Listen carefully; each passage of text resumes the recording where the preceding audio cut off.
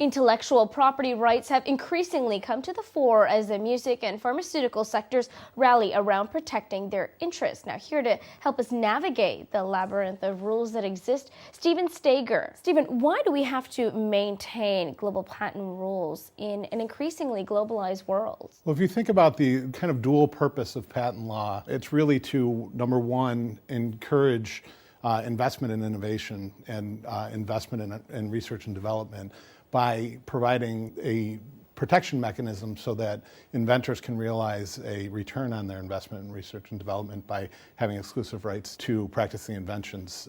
And the second and almost more important reason for the system is to encourage disclosure of inventions around the world. And that's really a key aspect as the world becomes smaller and the economies become more global, is making sure that people are incentivized to disclose their inventions so those inventions can benefit the world on the whole. Now let's talk about how those challenges apply to the telecommunications sector. Well, the telecommunications sector is a difficult spot because it's a sector that's really driven by standards, and technology needs to comply with the standards, and standard essential patents create a difficulty. One of the purposes of the disclosure part I discussed of patents is to allow people to improve upon patents and also understand what a patent covers and design around what the patent covers so that they actually come up with new innovations that are different from what's covered. When you have standard essential patents, you lose that second part of being able to design around because you have to comply with the standard. So tell me about some of the issues that your clients are currently grappling with. There's a real concern around a lack of certainty in what patents covers these days. There's been so much change, particularly in the US, around patent laws, and there's a lot of reform going on.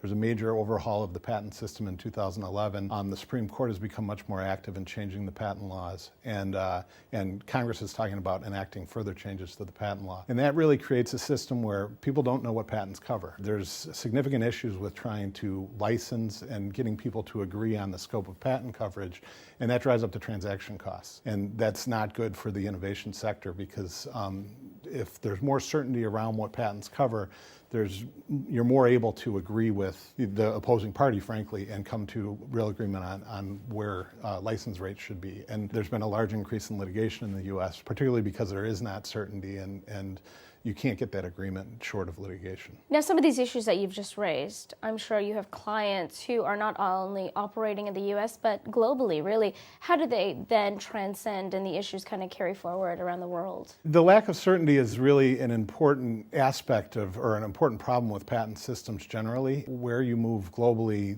different patent systems have different rules, and a lot of the change in the US has come from a lot of the licensing activity that's been occurring with non-practicing entities or licensing companies.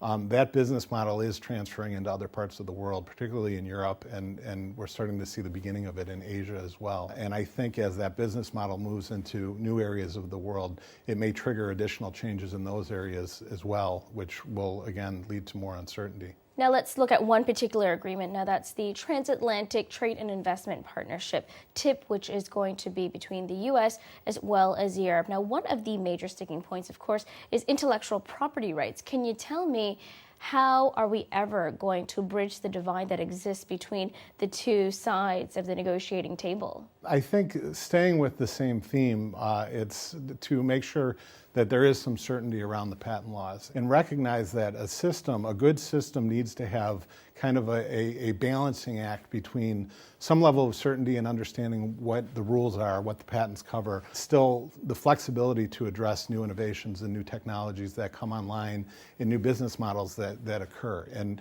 it's that balancing act of these really conflicting viewpoints of certainty versus flexibility that I think are the key aspects to be addressed in any trade treaty to allow both of those to occur. Well, if I had to negotiate a contract, you'd definitely be a man that I'd want on my side. But what other issues, Steven, do you foresee occurring in terms of patent rules on the horizon? I think people need to maintain a focus on the fact that innovation is really something that's traded now.